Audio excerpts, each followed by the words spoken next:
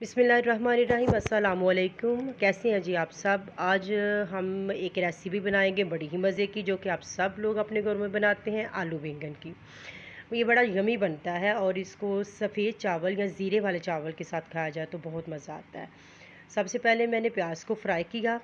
अच्छे से फ्राई करने के बाद मैंने उसमें डाले टमाटर, जो कि 2 दरमियाने साइज़ के थे। उसके साथ ही मैंने डाल दीजिए सब्ज़ मिर्चें कटी हुई।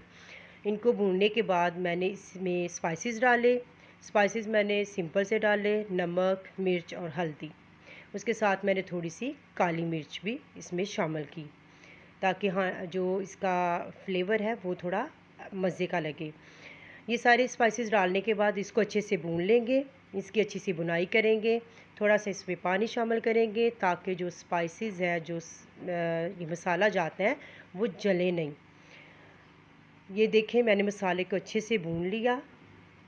इसने अपना ऑयल छोड़ दिया मसाले ने। अब इसमें हम सब्ज़ी डालेंगे, जो कि है मेरे पास बैंगन। इनको मैंने डाल दिया। बैंगन को डालने के बाद इनको मैं अच्छे से भूनूंगी।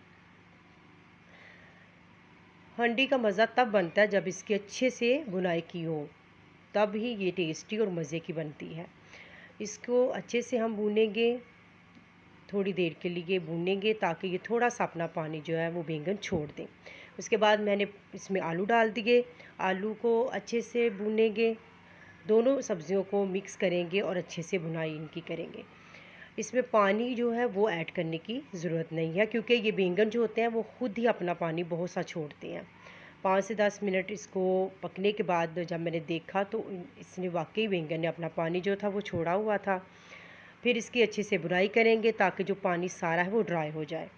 देखें कितनी खूबसूरत इसकी शक्ल निकली है इस सालन की। ये देखें, सालन हमारा जो था वो तैयार हो चुका था, आलू बैंगन की सब्ज़ी।